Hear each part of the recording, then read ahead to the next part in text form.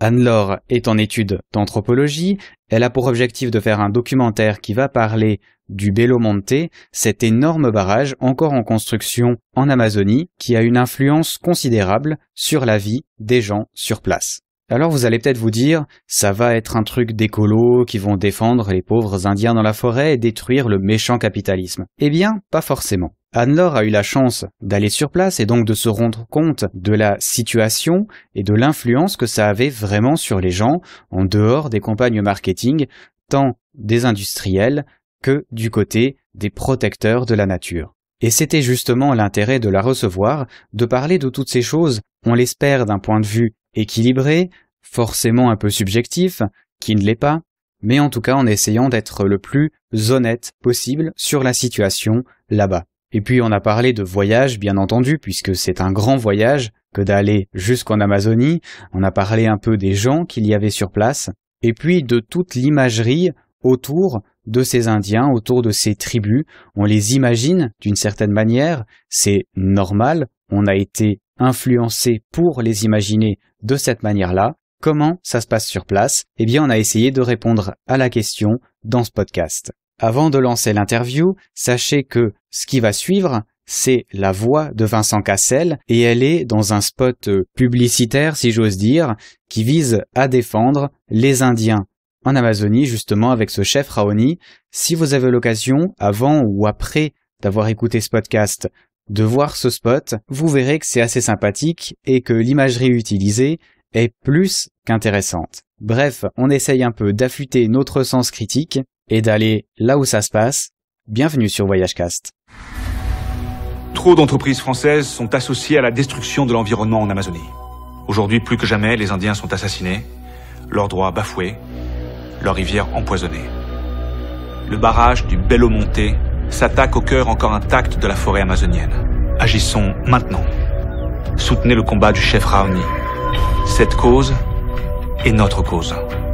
Quand nous jouons notre avenir, eux jouent leur vie. Il faut que le fleuve Chingu coule librement. Stop au Belo Monte.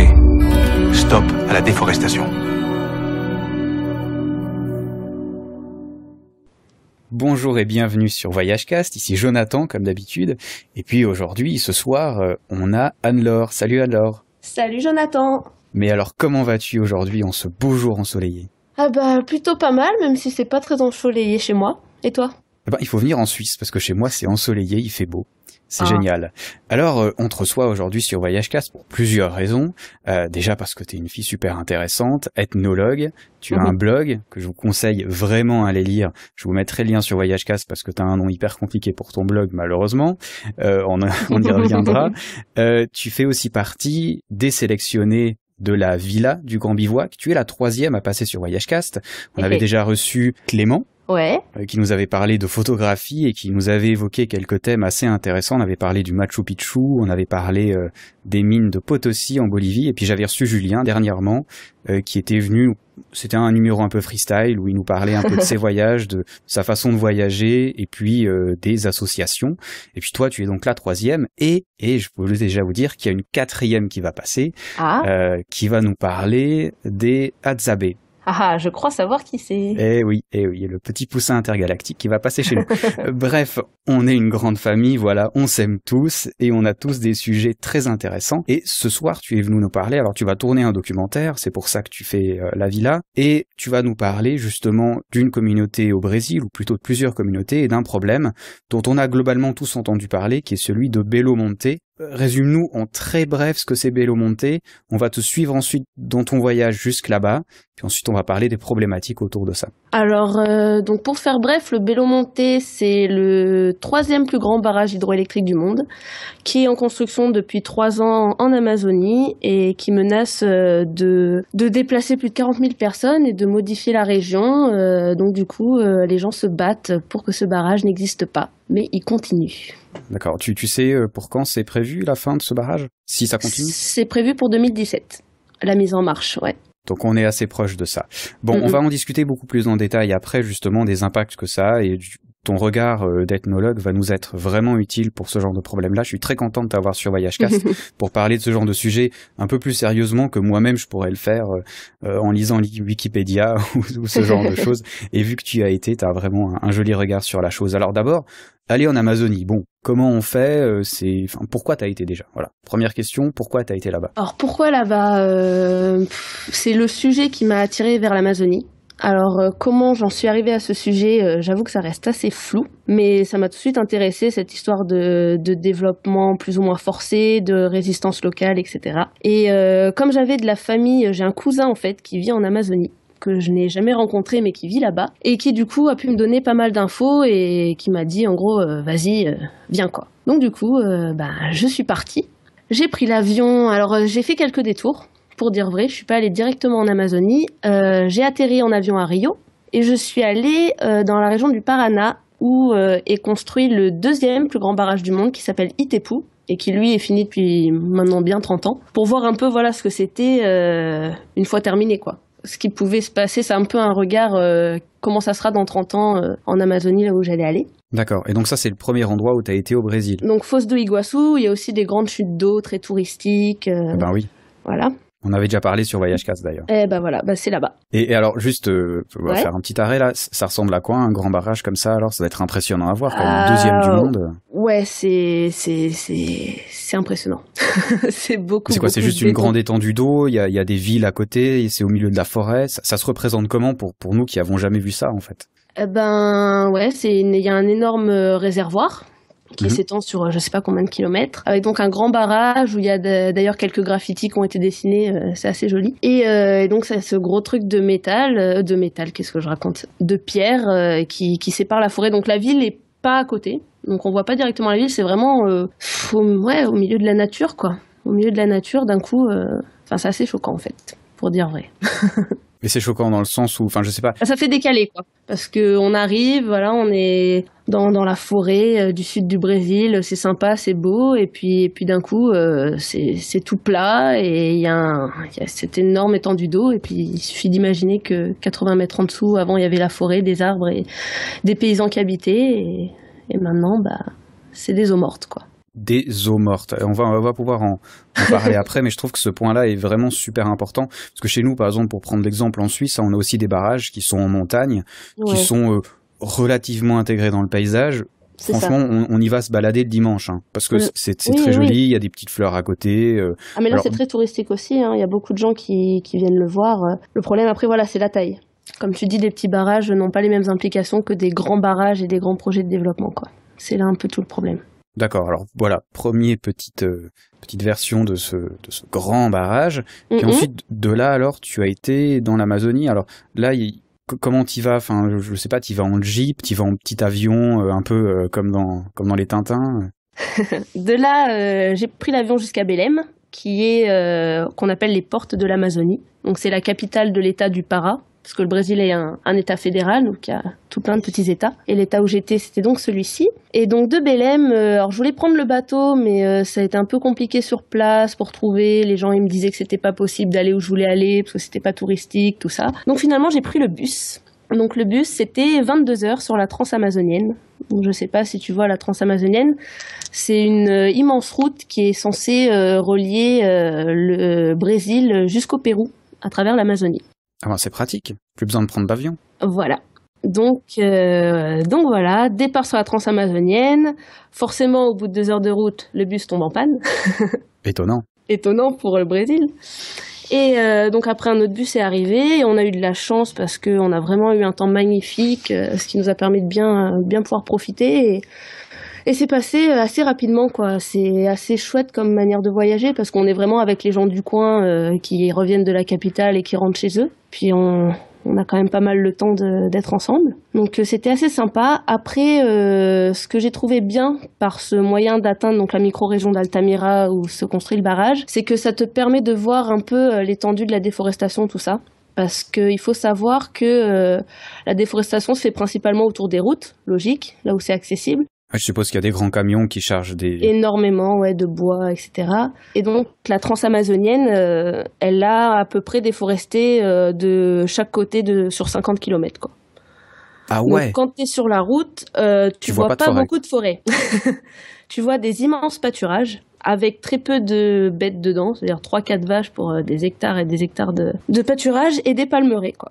D'accord. Donc tu vois pas de marsupilami, quoi. Il y a pas d'arbres. Non. Donc là, c'est vraiment pendant des heures et des heures, tu roules et tu te demandes quand c'est que tu vas enfin voir la forêt, quoi. Et c'est assez impressionnant de voir ça de ses yeux, quoi. Donc moi, j'ai apprécié ça. Et puis de voir, voilà, pendant 2 heures, tu roules, t'as rien, et puis pouf, t'es à un village, tu te dis, mais c'est fou, vous habitez là, les gars? Donc voilà, le bus. Ensuite, arrivé donc à Altamira, qui est la plus grande ville près du futur Belo Monte, où j'étais censée rester 1 mois. Mais finalement, impossible de trouver un logement dans mes prix, parce qu'à cause du barrage, il y a eu une inflation immobilière énorme. Ça me revenait à payer un loyer à Nice, quoi, donc c'était pas possible. C'est qui habite là, en fait? Alors, au départ, c'est des paysans, des pêcheurs, et voilà, quoi. Tu veux me dire qu'un gars qui est pêcheur en Amazonie, il arrive à se payer Ah bah non, parce que lui, il a sa maison, il n'y a pas de problème. Mais pour toi qui viens et qui veut louer quelque chose, ça va être hors de prix, parce que la plupart des gens qui viennent là-bas, ça va être des ingénieurs ou des gens qui viennent travailler sur le projet, quoi. Voilà, qui ont des grosses boîtes qui payent tout ça. Donc du coup, en plus, s'ils te voient arriver avec ta petite tête blanche, ils disent, toi, c'est bon. Tu vas payer. C'est ça. Donc, impossible de trouver quelque chose. Pourtant, j'avais des contacts, tout ça, mais bon, voilà, ils répondaient pas. Enfin, ça a été pendant 3-4 jours, je me suis un peu demandé si mon terrain allait pas complètement partir en cacahuète. Mhm. Et finalement, j'ai rencontré quelqu'un qui m'a dit, ouais, il faut absolument que t'ailles à Vitória do Xingu. C'est une petite ville à côté qui est aussi impactée par le barrage, mais tu verras, là-bas, tu trouveras, nanana. Et j'y suis allée. De là, on m'a encore dit, non, prends le bateau, va là-bas, tu vas voir, c'est encore mieux. Je l'ai fait. Là, j'ai vu la forêt. Là, ça, là, c'était chouette. Petit bateau donc sur le fleuve pendant, je sais pas, une demi-heure, 3/4 d'heure. Et donc là, je suis arrivée à Senador José Porfirio, donc une jolie petite plage au bord du fleuve Xingu, avec un gros manguier qui pousse à même la plage et plein de petites maisons en bois colorées. Et c'est là donc que j'ai logé principalement pendant 1 mois où j'ai établi mon QG, quoi. D'accord, bosser. Donc toi, tu y as été quand même pour, je sais pas, pour faire une thèse dessus, pour écrire un livre. Ouais, c'était pour écrire mon mémoire de master. Alors ça ressemble à quoi un village là-bas? Est-ce que ça, on va en parler après, hein, un peu de l'imagerie de ces régions-là, mais moi j'imagine un peu, je sais pas, des gars avec des plumes dans la tête, avec des peintures, tu vois, style un peu Avatar, quoi, tu vois. C'est alors, pas ça? Pas vraiment. C'est choquant ce que il y en a un peu, hein. Mais bon, disons que principalement donc c'est ce qu'on appelle des villes pionnières, et là-bas on appelle ça un peu le Far West. Pour te donner une idée, c'est un peu le Far West, mais mode amazonienne. Donc c'est des petites villes de 10 000 habitants à peu près, où c'est donc des maisons en bois, très très très rustiques, parfois peintes, parfois pas. Les routes, c'est de la piste, c'est pas goudronné.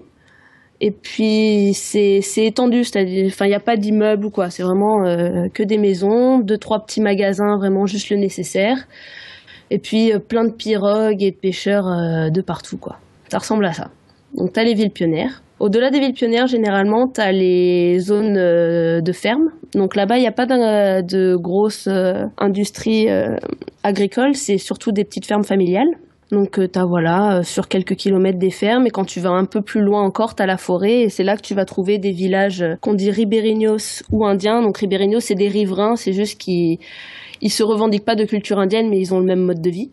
Et donc là, tu vas peut-être réussir à trouver des plumes ou des trucs comme ça, mais encore c'est pas leur quotidien, quoi. Ça va être pour les occasions ou pour les caméras ou ce genre de choses. Quand on parle justement de populations primitives dans ces endroits-là, tu les retrouves, tu les retrouves pas, c'était loin de ton village. Ah non, il y en a. Mais de toute façon, après, faut relativiser un peu, parce que si tu dis oui, je vais chercher des Indiens, parce que c'est ça que t'appelles primitif, je suppose. Ben oui, c'est un peu. Voilà. Tu vois, nous, c'est l'imagerie qu'on a en tant que voyageurs plus ou moins normaux. Tu vois, on se dit on va arriver dans un endroit où on va vraiment arriver dans un village indien.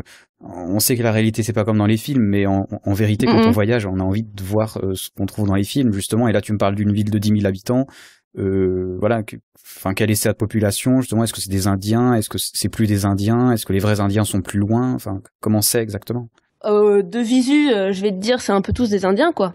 En tout cas, ils c'en est. Après, être indien au Brésil, c'est surtout une question de légitimité au niveau de l'État. Mhm. Et en gros, donc si tu te revendiques indien, traditionnel, un indio, tu te retrouves sous la tutelle d'un organisme gouvernemental qui s'appelle la FUNAI. Donc voilà, t'es sous tutelle, quoi. Tu n'es pas un Brésilien, t'es un Indien. Donc tu gagnes des droits dans le sens où t'as le droit de revendiquer ta terre, de revendiquer certaines spécificités en fonction de ce statut. Mais à côté de ça, tu t'as pas les droits que va avoir un Brésilien. Et dès que par exemple, voilà, un jeune Indien, on va dire, qui quitte son village pour aller s'installer dans une petite ville pionnière comme celle dont je t'ai parlé, pour devenir pêcheur ou quoi que ce soit d'autre, ne va plus être considéré comme un Indien. Donc du coup, il va plus avoir le droit de revendiquer ses terres, il va perdre tous ses droits vis-à-vis de l'État pour en acquérir de nouveaux. Et donc il y a vraiment une ségrégation alors entre... Enfin, ce que tu veux nous dire en fait, c'est que c'est une histoire de papier, que ça change pas du tout, de toute façon, l'origine de ces personnes-là, quoi. Finalement, voilà, c'est tous des Indiens, des Brésiliens, des ce que tu veux. Après, c'est juste en fonction de leurs besoins et de leur situation, ils se revendiquent indiens ou pas, quoi. D'accord. Mais c'est tous des... Oui, de toute façon, leur origine est la même. C'est des gens qui sont de là-bas, quoi. Et alors, voilà, les maisons, comment elles sont? Les gens, ils vivent de quoi, là?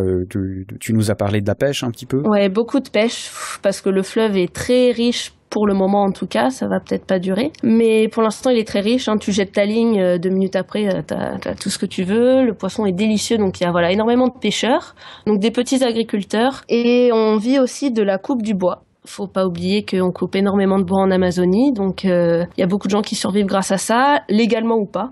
Dans la ville où j'étais, il y avait un homme, une entreprise qui avait le droit légalement de couper du bois, mais j'ai rencontré plusieurs personnes qui m'ont clairement dit qu'ils travaillaient pour la mafia et que voilà quoi. Donc en grosso modo c'est ça, c'est bois, cultiver la terre et pêche. Ouais, enfin c'est voilà, ça c'est un peu comme on se l'imagine à la rigueur, d'accord. C'est intéressant. Et au niveau infrastructure, ça ressemble à quoi? Enfin, est-ce qu'il y a des écoles, est-ce qu'il y a des hôpitaux, ou c'est vraiment village, quoi? Alors, dans les petites villes pionnières, t'as le minimum, donc t'as les écoles, même si elles sont pas forcément toujours très fréquentées. T'as un hôpital, en tout cas là où j'étais, il y avait un hôpital qui était, somme toute, correct. T'as le minimum. Après, les infrastructures sont assez faibles, quoi, et c'est le problème des gens. L'entreprise qui va construire le Belo Monte, en contrepartie, dit qu'elle va fournir plus de moyens pour les instituer, les structures locales. C'est ce qui fait en grande partie que les gens sont plutôt avenants au fait que le Belo Monte vienne sur leur territoire. Le problème après, c'est que les promesses ne sont pas toujours tenues dans ce genre de circonstances et que même quand elles sont tenues, en fait, elles prennent pas en considération que le barrage lui-même va engendrer de nouveaux problèmes sociaux et que même les améliorations qui sont fournies ne seront pas suffisantes par rapport aux problèmes qui vont être amenés dans la région, quoi. D'accord, pour les infrastructures. J'ai vu un reportage qui disait qu'il y avait une ville qui était passée de 150 habitants à 100 000 habitants. C'est dans le coin où t'étais ou? De 150 à 1500 habitants, ça me parle pas trop, hein. Là-bas, ouais.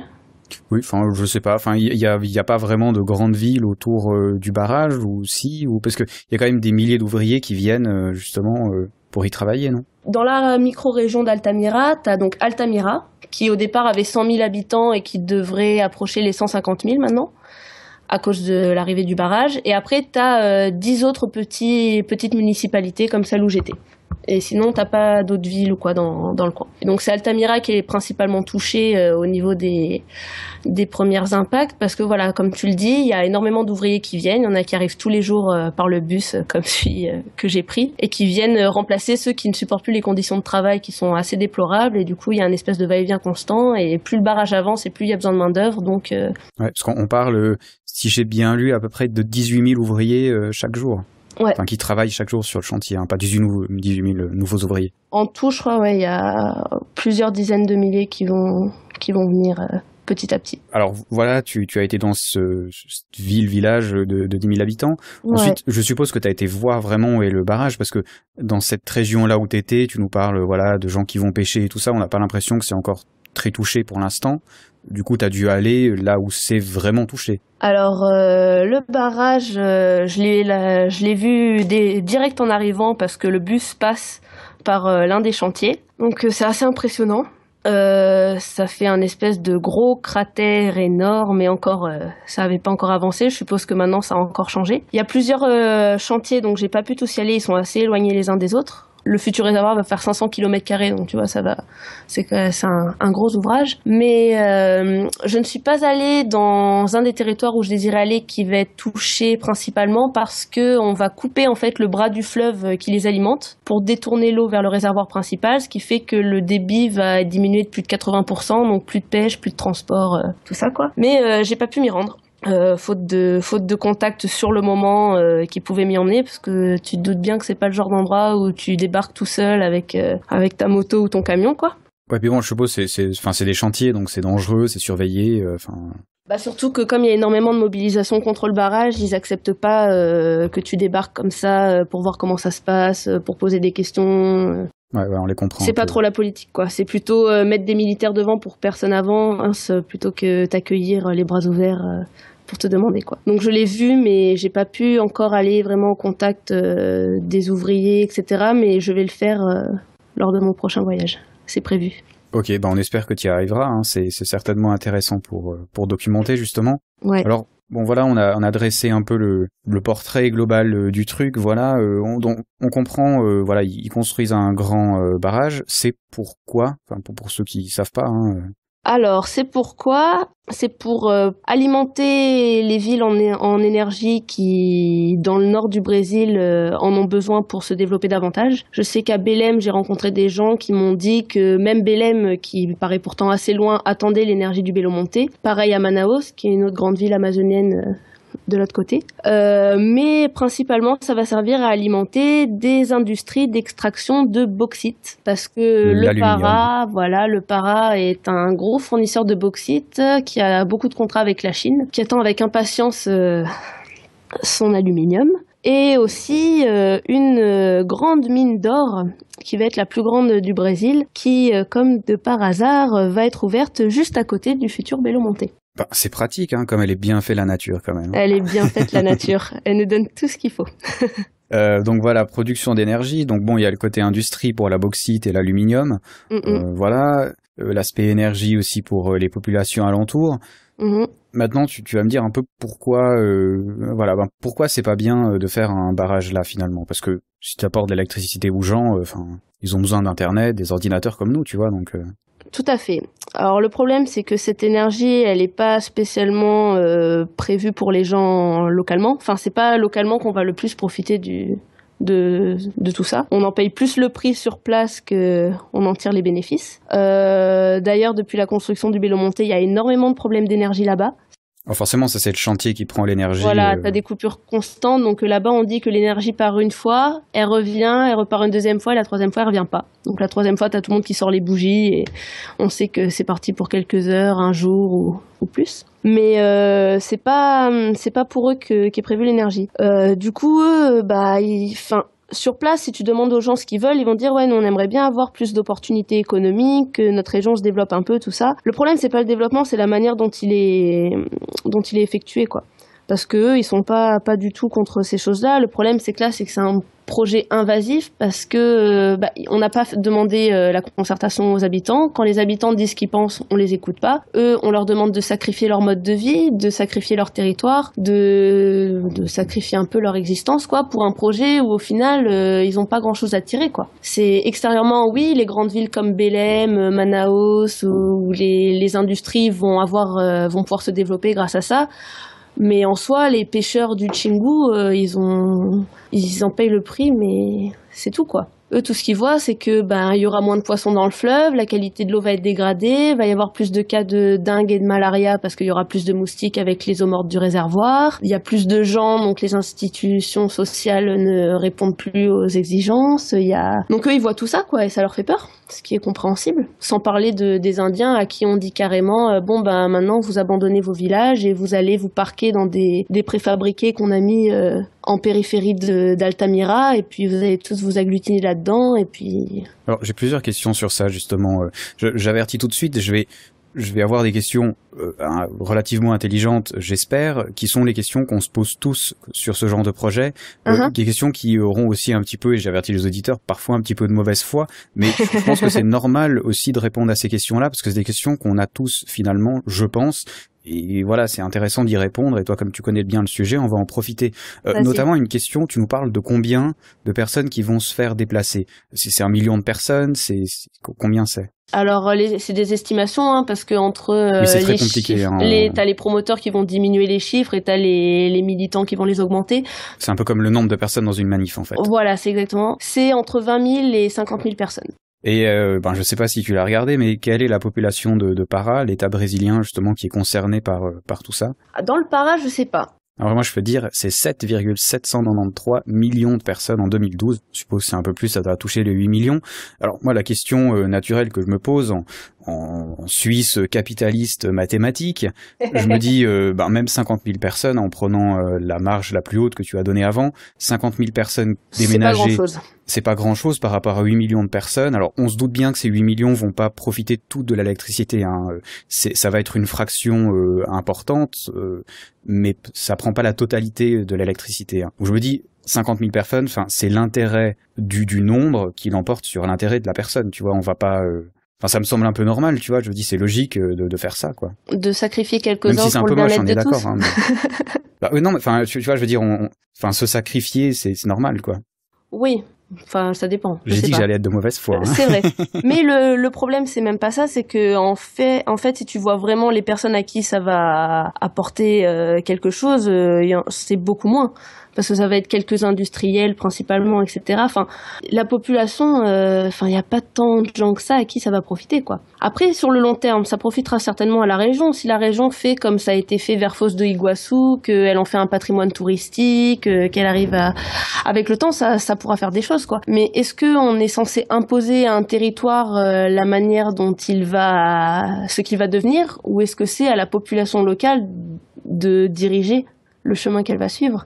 Moi, je te dirais que dans un pays, fondamentalement, c'est le gouvernement d'un pays qui dirige un pays, hein. Fort heureusement, c'est pas les communautés locales qui le dirigent, hein. Tu t'imagines, ça c'est typiquement je prends peut-être un peu l'extrême, hein, mais c'est l'anarchie justement, là où finalement chaque petite communauté décide de l'évolution de sa propre communauté restrictive, et puis finalement c'est revenir à un mode d'État qui n'est pas, en l'occurrence, le mode d'État de l'État brésilien, où c'est un gouvernement qui décide et qui est censé, justement, théoriquement, favoriser l'intérêt de la majorité. Et en l'occurrence, 50 000 personnes, même si c'est beaucoup de personnes, ce n'est pas la majorité, tu vois. C'est vrai. Comment est-ce qu'on contre ça, finalement? Parce que c'est mathématique, on va dire. Pourquoi est-ce que ces 50 000 Indiens auraient le droit de décider ce qu'ils veulent faire ou pas, tu vois? Pourquoi 50 000 Indiens, ils ont le droit de dire « Ah non, nous, on veut pas de ça ici ». En fait, c'est dans la loi, déjà, un grand projet de développement de cette ampleur est censé être fait en concertation avec la population locale. Déjà, ça a pas été... c'est un des points principaux qui est utilisé par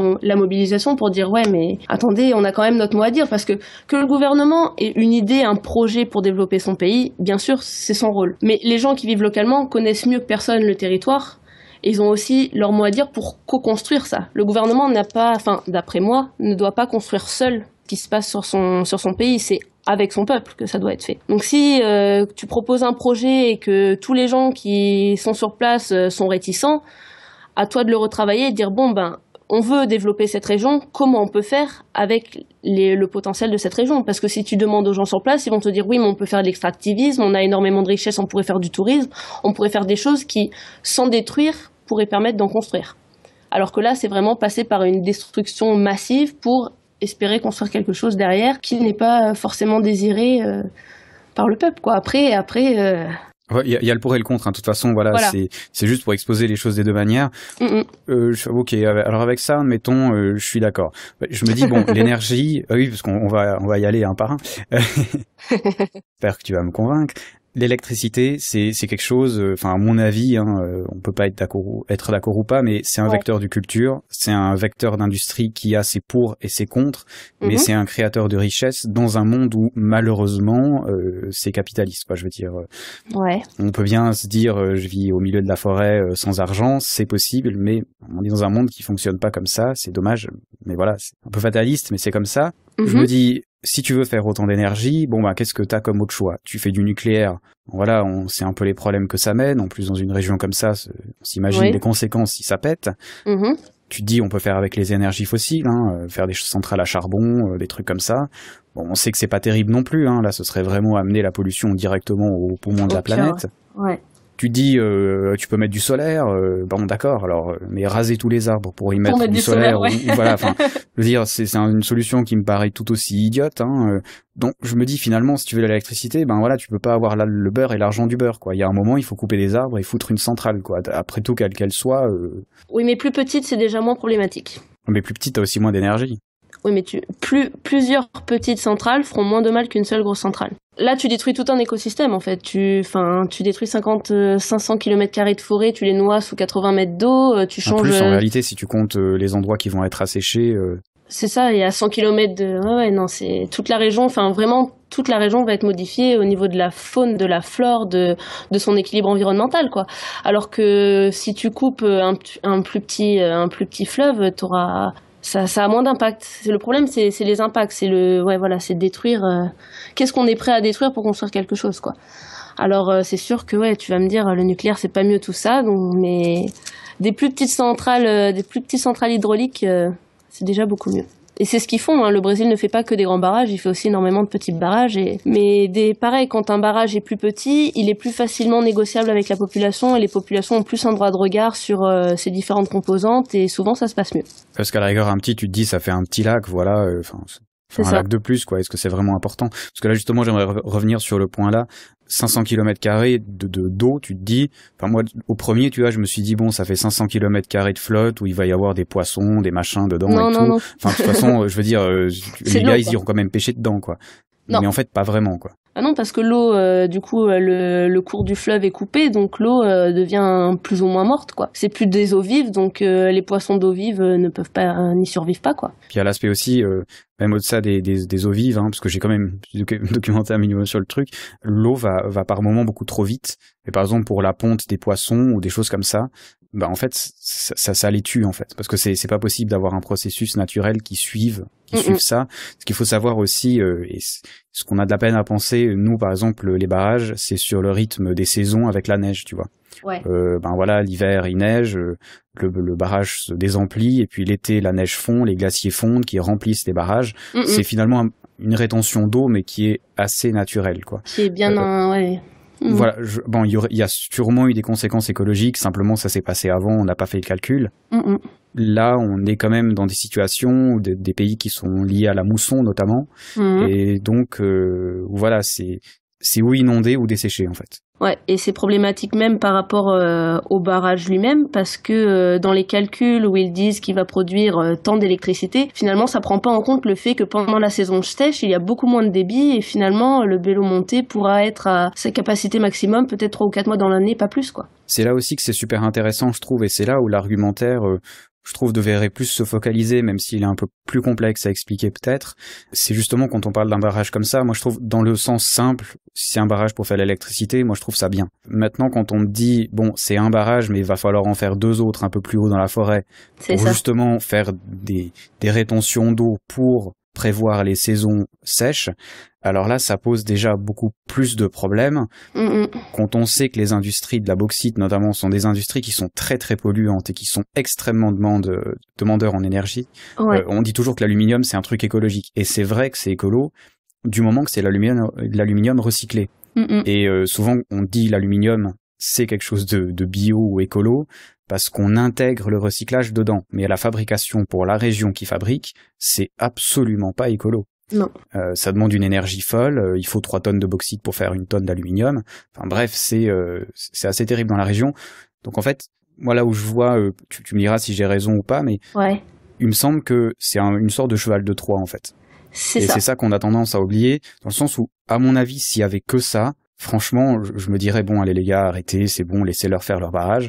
Mais le problème, c'est que ça va considérablement... Voilà, exactement. Et c'est là où c'est intéressant, je vous encourage, je mettrai aussi en lien dans le podcast un article que Franck Michel a écrit sur cette région-là. Il est anthropologue du voyage, on a eu le privilège de la voir en cours, nous deux, qui parlait d'une région, alors je me rappelle plus où c'est, mais aussi typiquement où il expliquait l'influence que ça a de mettre simplement une route pour favoriser le passage. En Patagonie, non? Ouais, c'est possible. Oui, exactement. Il en revient là. Voilà. Et voilà, il en revient et je vous mettrai ce billet parce qu'il est fascinant. Ouais. Parce qu'une route, c'est complètement idiot, hein, c'est un bout de goudron. Et en réalité, ça modifie complètement la dynamique d'une région. Et ça la modifie potentiellement vers le mal. Hein. Je pense que les deux potentiels sont examinables, mais vraiment plutôt pour le mal. Donc là, en fait, on est en train de transformer globalement une région où il y a voilà, des Indiens, l'Amazonie et tout ça, en une région qui va devenir 100% industrielle d'ici quelques années. C'est ça. Et là, c'est nettement plus grave quand même. Ouais. Bah oui, parce que l'Amazonie a énormément de potentiel pour pouvoir évoluer autrement en utilisant ses richesses à bon escient, quoi. C'est pas que de l'énergie et des métaux, c'est aussi énormément de denrées qu'on ne trouve que là et de beauté qui pourraient permettre aux gens de s'ouvrir vers l'extérieur sans mettre en péril leur environnement, quoi. J'ai une question pour toi aussi par rapport à ça. Il y avait, et je me souviens plus si c'est le président brésilien, je vais pas dire de bêtises, ouais. Mais un gars qui a énormément aussi de ressources forestières. Hein. Je crois que c'est l'Amazonie, mais je vais pas raconter de bêtises, qui a demandé à tous les pays du monde en fait de payer pour ça, parce que le problème c'est la valeur des terrains en fait, dans le sens où un terrain qui a que de la forêt n'a de la valeur que le bois qu'il y a dessus. S'il y a du bois et qu'en dessous il y a de la bauxite, de l'or ou n'importe quoi, le terrain augmente en valeur. C'est des pays qui ont besoin de générer de la richesse, hein, le Brésil comme tous. Et du coup, leur choix c'est ou ils gardent un truc qui ne rapporte rien du tout, ou alors ils le vendent pour rapporter de l'argent dont ils ont besoin, notamment pour des trucs tout à fait nobles que sont l'éducation, la santé, etc. Et donc ce qu'il avait demandé aux pays du monde de dire bon bah si vous voulez pas que je creuse, ben donnez-moi au minimum ce que je gagnerais en creusant. Ce qui me semblait moi être un truc assez logique, quoi, tu vois, parce que le gars a besoin de générer du revenu. Bien sûr, tout le monde a fait semblant de pas comprendre. Je sais pas si c'était à propos du Brésil, mais par exemple, voilà, c'est juste pour dire, il y a des pistes qui pourraient être envisagées, alors pas forcément celles-ci, mais qui sont pas prises parce que, ben voilà. Après, au Brésil, il n'y a pas que des mauvaises politiques au niveau de l'environnement et de l'Amazonie, et à cet endroit-là, c'est problématique, mais tu as aussi d'autres endroits où on crée des réserves formidables d'extractivisme, où justement on extrait les richesses naturelles sans déséquilibrer localement je sais pas, je trouve plus mon mot. L'écosystème ? Ouais. Sans déséquilibrer l'écosystème. Et voilà quoi, faut pas non plus avoir une vision que pessimiste, le poumon de la Terre est en train de mourir. Bon, certes, il est pas en très bon état, mais voilà, il y a aussi des belles choses qui sont faites. Les réserves brésiliennes sont énormes, hein. Il y a des communautés indiennes qui ont des territoires qui font 3 fois la Belgique, quoi. Enfin, c'est comme tu dis, il a besoin de faire de l'argent et quand il voit un projet comme le Belo Monte, il s'y accroche, quoi. Ça fait 30 ans qu'il veut le faire et il le fera et il lâchera pas. On va y aller peut-être plus sur le futur maintenant. Ouais. Moi, je me dis, bon, ce projet que tu as dit, il est fini en 2017 ? Oui, normalement. Voilà, il aura certainement du retard, mais... Ouais, comme tous les grands chantiers, mais on va dire, aller combattre ça, j'ai l'impression que c'est un peu comme Don Quichotte, tu vois. Tu vas combattre un truc qui, de toute façon, va se faire. Voilà, est-ce que ça a un sens de se battre pour ça ? Et la question, je me pose, parce que je vois plein de gens qui sont énervés, qui mettent des signatures, machin et tout, pour un truc qui va de toute façon se faire. Je trouve que c'est vraiment pédaler dans le vent. Parce que de toute façon, ces populations vont effectivement être déplacées, hein, elles auront pas le choix. Est-ce qu'on fait quelque chose pour les aider, eux ? Parce que finalement, c'est ça qui est important, tu vois. De toute façon, on va pas arrêter le truc, mais il faut les aider, eux. Qu'est-ce qui se passe à ce niveau-là ? Alors c'est sûr que bon, arrêter définitivement le projet, on peut pas dire que ça se fera pas parce que c'est déjà arrivé dans l'histoire, mais c'est très rare. C'est très très rare. Après, la mobilisation a déjà réussi à l'arrêter sur de petites périodes, à avoir la justice de son côté. Mais foncièrement, voilà, arrêter le barrage, même les militants, je pense, ont conscience que ça ne se fera pas. J'avais rencontré quelqu'un sur place qui m'avait dit ça. Mais néanmoins, ça ne veut pas dire que ça leur permet pas de négocier certaines choses avec les promoteurs du barrage et de gagner sur des petites choses. Et en même temps, la médiatisation et la mobilisation internationale, comme tu as dit, les pétitions, ce genre de choses, permet à eux de faire valoir le fait qu'ils sont suivis. Et que c'est pas juste des Indiens contre le plus grand promoteur énergétique du Brésil et je crois même de l'Amérique latine. C'est des Indiens soutenus par des ONG internationales, par des gens du monde entier. Et du coup, ça force les promoteurs à prendre un peu en considération ce qu'ils disent. Ça fait peut-être bouclier humain s'ils voudraient faire une répression un peu plus sordide, peut-être. C'est ça. Ils savent que c'est suivi, ils savent qu'il y a les médias derrière et que dès qu'il y a un peu de violence, quelque chose ou quoi, c'est tout de suite relégué. Et donc, comme je te disais, ça permet de négocier des choses. Par exemple, tu vas avoir une des communautés qui va se voir privée du cours du fleuve, qui va obtenir un système pour les embarcations. Donc, un petit truc à côté du barrage pour que les bateaux puissent continuer à circuler. Bon, bah ça, voilà, c'est négocié. Alors, il y en a encore qui vont te dire que c'est pas suffisant, etc. Mais voilà, il y a des petites choses qui sont faites. Voilà, il y a des choses qui sont faites. Les gens peuvent dire, attendez, là, vous nous avez promis une école, elle est pas construite. Là, il y a ci, là, il y a ça. Et le fait d'avoir du soutien, c'est important pour ça, quoi. Ouais, donc il y a un réel sens quand même à se battre pour ça. Ouais, il y a un sens. Parce que enfin moi ce que je vois dans les vidéos de propagande, on va en parler. Il faut arrêter. Moi je veux dire les gars, faut arrêter quoi. Le machin va se faire. Pourquoi vous vous battez quoi? Et là maintenant de ton explication, je comprends qu'il y a effectivement un sens à se battre. Oui, il y en a un. Parce que et puis en plus faut pas oublier que sur place il y a énormément de communautés différentes qui ont chacune leur propre intérêt, leurs propres enjeux, qui sont même parfois pas très copines les unes avec les autres, tout ça. Et du coup, chacun essaye de défendre un peu son territoire, un peu sa cause, et de se sauver et d'assurer sa pérennité comme il peut à travers la mobilisation, quoi. Tu vas avoir différentes tribus. Après, quand tu regardes toi les vidéos, tu le vois pas, mais moi je sais que je repère lui, il vient de tel endroit. Il revendique pour ça, etc., quoi. Après, du coup, forcément, pour que la mobilisation ait du poids, elle est unifiée derrière un gros mouvement. D'ailleurs, le mouvement local qui s'appelle Movimento Xingu Vivo para Sempre, donc le mouvement pour le Xingu, donc le fleuve vivant pour toujours, il réunit tous les syndicats et les associations locales. Donc voilà, où chacun peut espérer s'exprimer, quoi. Oui, mais c'est intéressant du coup d'expliquer le combat d'une façon, je trouve plus réaliste et qui s'intègre mieux. Une autre question que je m'étais posée, c'est la forêt, je l'ai dit avant, elle est hyper grande. Ouais. Ça paraît très grand ce chantier-là quand on le voit, mais j'ai vu que ça concernait une région qui fait 0,01% de la forêt amazonienne, donc finalement. Ça paraît ridicule comme ça, ça fait beaucoup de kilomètres, mais c'est très grand la forêt. Je me dis, ces tribus-là, franchement, elles peuvent pas se déplacer de 1000 kilomètres dans un endroit. C'est une question légitime, tu vois. Je me dis, il y a sûrement des endroits où ils sont tranquilles, où ils peuvent avoir des terres, où l'on sait rien, tu vois. Au Brésil, donc le problème, ça va être que selon l'endroit où ils vont, va déjà y avoir d'autres communautés. Donc ça peut entraîner. Il y a beaucoup de monde dans la forêt, en fait. Il y a du monde dans la forêt, mine de rien. C'est pas une forêt déserte. Non. Après, c'est quand même grand, c'est espacé, tout ça, mais forcément, les communautés, elles vont s'installer où? Elles vont s'installer au bord des fleuves ou au bord des routes. Donc ça diminue déjà largement les endroits où on s'installe. Et puis pour les communautés indiennes qui sont légitimes aux yeux de l'État, qui ont un territoire reconnu, forcément elles vont pas accepter que d'autres personnes viennent s'y installer. Et comme je l'ai dit tout à l'heure, il y a des territoires qui sont très grands. Donc par exemple, si tu veux aller t'installer sur le territoire des Kayapo, dont le chef Raoni, qui voyage un peu dans le monde pour cette cause-là et les causes des Indiens en général, je pense pas qu'il accepte que des communautés Arara ou n'importe quoi viennent sur les territoires qu'ils ont mis des années à obtenir, quoi. Légalement, en tout cas. Donc, il y a déjà ce problème-là. Ensuite, se déplacer, c'est... Oui, non, quoi. Oui, il pourrait, on peut toujours... Après, c'est vrai qu'au Brésil, il y a cette possibilité de s'installer un peu partout. On appelle ça le phénomène d'invasion.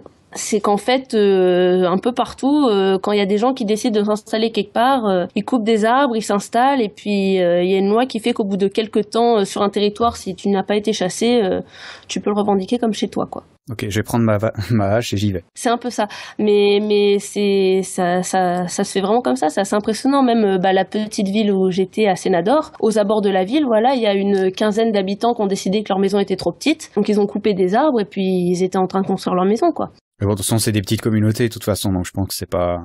comme la justice, c'est pas grave, c'est un territoire, c'est une terre qui appartient à quelqu'un.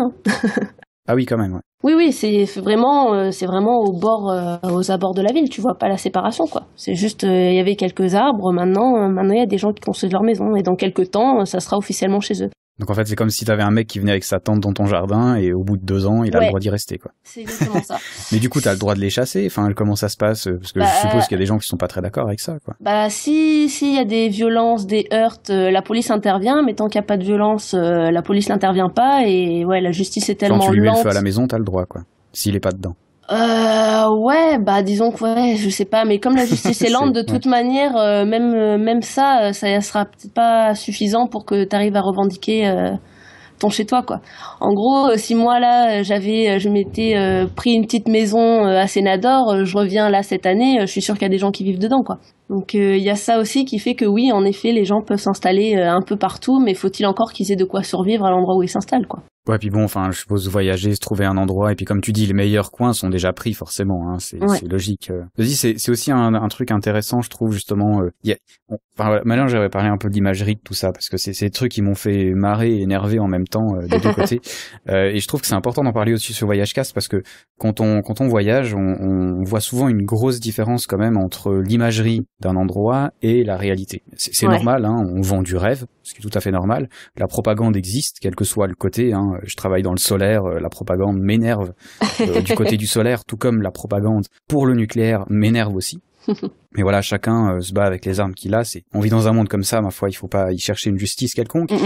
Mais par exemple, ce que tu dis sur les Indiens, nous, les Indiens, globalement, je vais jouer avec Avatar, tout simplement parce que James Cameron, hein, il soutient aussi justement ça, hein, donc et c'est lui qui a fait Avatar, hein, donc voilà, c'est pour ça que le parallèle est vite fait.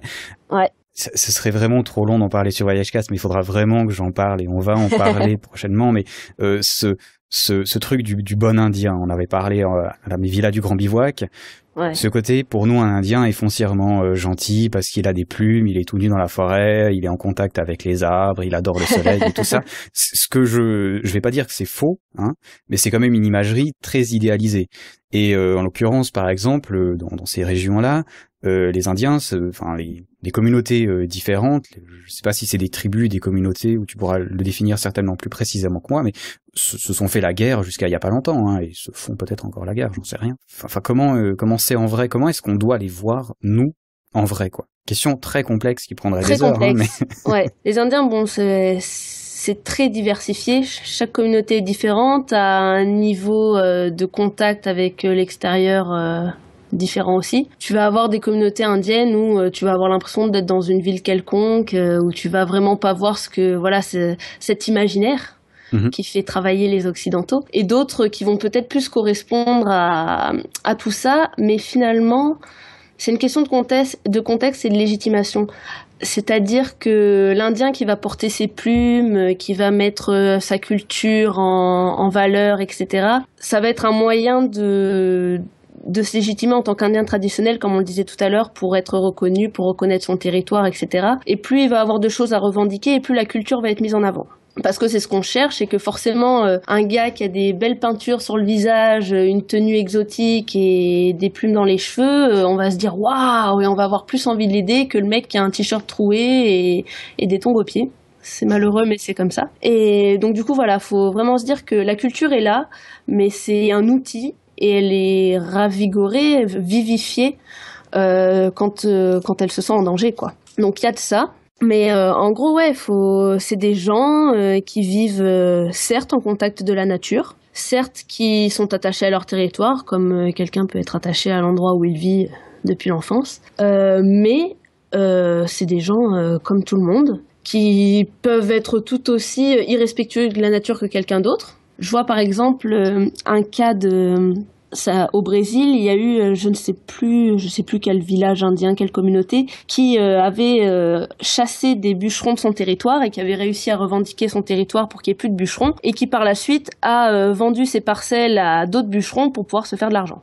Ou des Indiens qui vont dire nous on veut pas que vous exploitiez des mines sur notre territoire, on veut les exploiter nous-mêmes. C'est des êtres humains qui font avec les nécessités, ils font comme tout le monde, quoi. Qui veulent les choses à leur avantage, ce qui est tout à fait légitime. C'est ça, c'est juste ça, quoi. Après, c'est sûr qu'ils sont plus connectés à la nature que nous. Forcément, quand tu vis entouré de la forêt amazonienne, t'es forcément plus connecté que quelqu'un qui va vivre à Washington ou je sais pas où, tu vois. Mais n'empêche que faut s'enlever le cliché du mec qui porte ses plumes. La plupart du temps, il porte son short, et oui, il a une pirogue, mais il y a un moteur dessus, et oui, il va pêcher et se nourrir des ressources de la forêt, mais ça va pas l'empêcher, une fois de temps en temps, d'allumer le groupe électrogène et de regarder la novella comme tout un chacun au Brésil, quoi. Ouais, ce que je trouve normal, hein. Faut pas les figer dans le temps, en fait. Faut pas croire que les Ouais, Indiens, mais c'est ils sont notre dans envie un des temps. fois. Bah oui. C'est notre envie des fois, justement parce que quand on va là-bas, comme je l'ai dit, on a envie de voir les Indiens comme à la télé, et on aurait presque envie de mettre une cloche de verre et de leur dire voilà, restez comme ça on peut venir vous voir comme ça. Et c'est vrai que souvent c'est ce qui est choquant en tant que voyageur, en fait, c'est quand on arrive et qu'on est frappé à la réalité, hein. Finalement, les Indiens qui vont répondre à ces attentes de voyageurs, etc., seront moins naturels que ceux qui ne les portent pas. Ouais. Moins authentiques finalement que ceux qui nous semblent authentiques, quoi. Ben voilà, c'est intéressant le côté indien. Puis ensuite voilà, ce que je trouve aussi qui est difficile, et tu vas nous dire un peu comme, enfin je sais pas où est-ce qu'on trouve les avis qui sont équilibrés, parce que j'ai regardé par exemple, il y a Vincent Cassel qui a fait une vidéo, enfin où il parle sur la vidéo justement qui dure à peu près une minute 30. Et ce que je trouve choquant dans ces vidéos, en fait, même si elles soutiennent à mon avis quelque chose qui doit être soutenu, justement on l'a dit, ces populations locales, améliorer la vie, effectivement on peut pas arrêter le barrage, mais on peut quand même améliorer la vie des gens sur place, Ouais. ou faire que ça se passe le plus calmement possible. Donc je trouve que le contenu en lui-même est intéressant et tout à fait valable, mais l'imagerie, par exemple, je sais pas si t'as vu la vidéo, mais à un moment on voit des vaches se faire tronçonner, et alors bon, je comprends pas vraiment le truc. A priori, ils veulent pas faire des élevages de vaches en plein milieu de l'Amazonie. Je sais pas vraiment si les Indiens sont fans de hamburgers. Enfin, cette image-là, typiquement, elle est mise juste pour nous faire un parallèle entre toutes ces sociétés, ces grandes sociétés, ces firmes qui dirigent le monde. Elle est mise, voilà, là pour nous influencer. Mais bon, franchement, enfin. Bah c'est exagéré. Dans les deux portraits sont caricaturaux. Les vidéos de Belo-Monte qui sont aussi magnifiques, hein, où Ouais. on voit des salles d'ordinateurs super classe, genre l'an 3000. Bon, ça va, je pense pas que ça va amener ça dans les petits villages non plus, quoi. Et justement, toi, tu es anthropo, donc tu vas justement au ethno, hein, on a discuté avant, c'est un peu de la même chose. Tu vas justement au cœur, donc toi, tu as la possibilité de voir, entre guillemets, la réalité, parce que ce sera toujours par tes yeux, donc Exact. il y a une forme d'altération de toute façon, mais comment on fait, nous, en Europe, pour savoir comment voir? Parce que là, on parle de Belo-Monte, mais c'est le cas dans énormément d'autres choses. On est bombardé d'informations de tous les côtés, sur Internet, de vidéos chocs, sur des Indiens d'un côté, des Mexicains de l'autre, des machins. Finalement, on sait plus où donner de la tête. Et surtout, on a l'impression que c'est tellement trafiqué des deux côtés que moi, je comprends tout à fait les gens qui disent, de toute façon, on nous ment, c'est des bêtises, oui, les grosses firmes, machin. Et il y a un rejet presque total du truc. Comment est-ce qu'on fait pour avoir un avis équilibré sur la chose et quand on veut vraiment s'y intéresser, quoi? Moi, je trouve très compliqué pour moi, par exemple, de savoir quoi penser, quoi. Bah c'est assez difficile parce que les discours auxquels on a accès, ça va être des discours soit qui militent contre le projet, soit qui militent pour. Donc forcément ils sont ils sont déformés pour correspondre au message. Et c'est vrai que je vois rien que moi, par mon expérience, avant d'aller donc en Amazonie, j'ai étudié pendant 1 an depuis chez moi à l'université le sujet pour savoir un peu où j'allais, tout ça. Et ça n'a rien à voir quand je suis arrivée sur place. Quand tu vois toute la médiatisation qui est faite, tout ce qui est dit, etc., tu te crées une image et tu as l'impression que la mobilisation est un peu partout, tu vois, que ça bouillonne sur place, alors que sur place, ça bouillonne pas du tout, quoi. T'as 3 personnes autour d'une table. Ouais, parce que les gens sur place, ils vont tous te dire que le barrage c'est pas bien, ça risque de faire des problèmes, ils savent pas trop comment le vivre, mais les gens sont surtout à essayer de survivre au présent, quoi, et n'ont pas forcément non plus les connaissances nécessaires pour appréhender le problème, et du coup continuent à vivre leur existence. Enfin, moi je sais que quand je suis arrivée au début, je me suis dit mais c'est pas possible, je suis pas au bon endroit, quoi. Et puis par contre t'as des petits signes, voilà, tu vas avoir les coupures d'électricité, tu vas avoir des voitures qui passent avec le logo Belo-Monte, des logos par-ci par-là, des trucs, mais en soi localement quand t'arrives, ça n'a rien à voir, voilà, avec des Indiens comme tu dis, plein de plumes, qui avec des gros slogans en train de crier dans les rues et d'attaquer les chantiers tous les jours, quoi. Ça arrive, mais c'est sporadique, quoi. La mobilisation se joue énormément dans la sphère médiatique et politique. Donc sur place c'est vrai que c'est différent, c'est plus contrasté, en même temps c'est beaucoup plus riche aussi, parce que t'as beaucoup plus de choses, beaucoup plus de gens différents, etc. Mais pour trouver ces informations, c'est vraiment compliqué, quoi. C'est vraiment compliqué, je saurais pas quoi te conseiller, parce que lire voilà tout ce qui est du militant avec du recul, et puis après si t'as la chance de trouver sur le sujet qui t'intéresse quelque chose d'anthropologique ou de sociologique, déjà t'as plus de chances de te rapprocher d'une certaine objectivité, quoi. Mais c'est pas forcément évident, c'est des longues heures de recherche. Oui, puis bon, accessoirement, c'est un métier. Hein. Accessoirement. Voilà, enfin, je veux dire, on peut pas résumer non, c'est des années.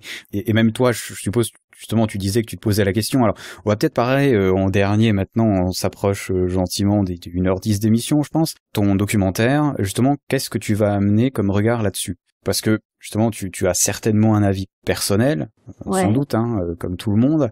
Comment est-ce que tu vas faire pour nous rendre de ça? À quoi ça va ressembler? Est-ce que ça va être du militantisme pour ou contre? Comment ça va se passer exactement? J'aimerais vraiment pas que ça soit militant. Après, à chacun de toute façon d'interpréter les images. Mais voilà, moi ce que j'aimerais vraiment faire, c'est justement aller au-delà de ce voile du conflit pour voir comment vraiment vivent les gens sur place, comment eux considèrent leur existence et comment ils voient leur avenir et comment ils le construisent avec le barrage ou sans le barrage, mais comment ils le construisent et comment c'est sur place, quoi. Parce que finalement, c'est pas sur place, c'est pas juste une lutte pour ou contre, quoi. Il y a tout un tas de choses. On essaye de faire des choses en parallèle, justement, des alternatives, de mettre en valeur le patrimoine naturel. Par exemple, là où j'étais, c'était les tortues. C'est la plus grande plage de ponte de tortues d'Amazonie qui est pas très loin en aval du barrage. Donc ils essayent de faire des choses comme ça. Donc c'est vraiment d'aller au plus près des gens, quoi, de justement casser toute cette image de l'Amazonie telle qu'on l'a dans certains médias orientés et proposer quelque chose de, je l'espère, un peu plus vrai et en donnant vraiment la parole aux gens, quoi. Le top, c'est j'aimerais qu'il y ait même pas de voix off et que ce soit que tu diriges avec les images et qu'on se laisse transporter. Amener les gens à réfléchir, mais sans imposer une réflexion ou une interprétation, quoi.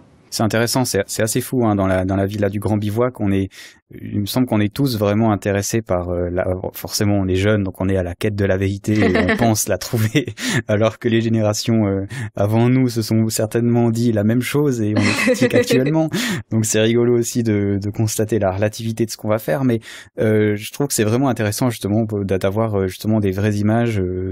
Voilà, de l'endroit, parce que finalement on en trouve très peu. Les reportages qu'on voit sur la région sont souvent très très cut, hein. C'est-à-dire on a une personne qui nous parle depuis un bureau de chiffres ou de machin. Après on a une vidéo, je sais pas, de Trax en train de bousiller des arbres ou de mecs en train de faire du béton. Après ça cut. Après on a un Indien dans un arbre. Après ça cut. Et du coup c'est impossible de se donner une idée de comment est vraiment la vie là-bas, de comment est la région, quoi. C'est ça qui est fou, quoi. Alors que c'est super intéressant et que ça paraît simple en plus de se balader avec une caméra là-bas, quoi. Je veux dire, les mecs étaient là-bas, donc il suffit juste qu'ils tournent la caméra, pas dans le sens du barrage, mais dans le sens des gens qui vivaient à côté. C'est ce qui me semble être. Et les gens demandent que ça, ils sont très ouverts. Enfin, j'ai été accueillie là-bas. Enfin, c'était juste merveilleux. Bon, ils comprenaient pas trop pourquoi j'étais là. Ils arrêtaient pas de me dire, mais t'es française, tu viens de Guyane? Je disais non, de France, d'Europe. Je fais mais comment ça d'Europe? Je fais ouais, d'Europe. Je fais mais pourquoi tu viens chez nous?